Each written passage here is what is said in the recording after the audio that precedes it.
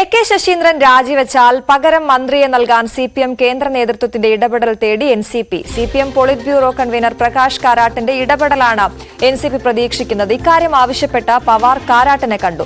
ശശീന്ദ്രൻ രാജിവെച്ചാൽ പകരം Thomas K തോമസിനെ മന്ത്രിയാക്കണം എന്നാണ് NCPയുടെ ആവശ്യം. എന്നാൽ തോമസിനെ മന്ത്രിയാക്കുന്നതിന് മുഖ്യമന്ത്രിക്ക് താൽപര്യമില്ല. ഇത് മറികടക്കാനാണ് CPM കേന്ദ്ര നേതൃത്വത്തിന്റെ ഇടപെടൽ NCP തേടുന്നത്. വിവരങ്ങളുമായി ഡാൻ കുര്യനാണ് ചേരുന്നത്. Dan, good morning. എന്താണിപ്പോ ഉള്ള പ്രതിസന്ധി? Aswathy, good morning. Thomas K തോമസിനെ NCPയുടെ മന്ത്രിയാക്കണം, അല്ലെങ്കിൽ AK ശശീന്ദ്രനെ മാറ്റി തോമസ് കെ തോമസിനെ മന്ത്രിയാക്കണമെന്ന ആവശ്യം ഇപ്പോൾ ഉന്നയിക്കാൻ തുടങ്ങിയതല്ല. NCP നേരത്തെ മുതൽ തന്നെ ഈ വിഷയം ഉന്നയിച്ചതാണ്.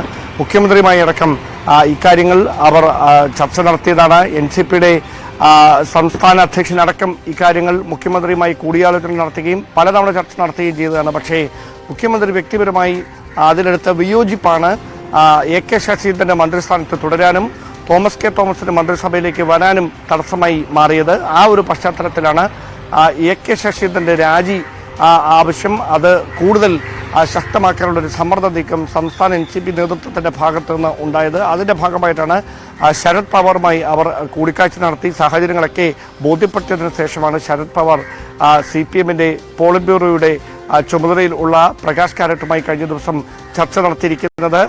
പ്രകാശ് കാരാട്ട് മുഖ്യമന്ത്രി പിണറായി വിജയനുമായി സംസാരിക്കുന്നതിലൂടെ ഈ വിഷയത്തിലൊരു അനുനയ നീക്കം ഉണ്ടാകും എന്നൊരു പ്രതീക്ഷയിലാണ് NCP ഉള്ളത്. തോമസ് കെ തോമസ് അടക്കം ഡൽഹിയിലുണ്ടായിരുന്നു.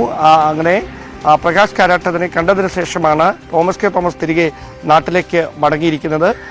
ഏത് തരത്തിലുള്ള തീരുമാനമായിരിക്കും ഇനി സംസ്ഥാന മന്ത്രിസഭയിൽ മുഖ്യമന്ത്രി എടുക്കുക ഈ വിഷയത്തിൽ എന്നതാണ് ശ്രദ്ധേയമായിട്ടുള്ള കാര്യം.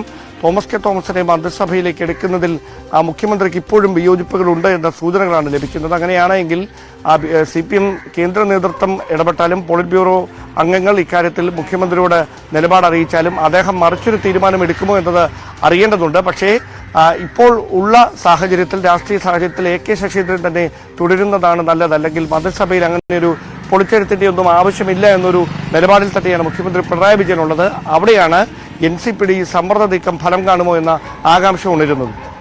അതാണ് ഡാൻ. എന്തായാലും ബുധനാഴ്ച ഒരു നല്ല വാർത്ത പുറത്തു വരുമെന്നൊക്കെയാണ് തോമസ് കെ തോമസ് ആ ചർച്ചയ്ക്ക് ശേഷം പ്രതികരിച്ചിരുന്നത്. നമുക്ക് നോക്കാം ആർക്കാണ് നല്ല വാർത്ത വരിക എന്ന്.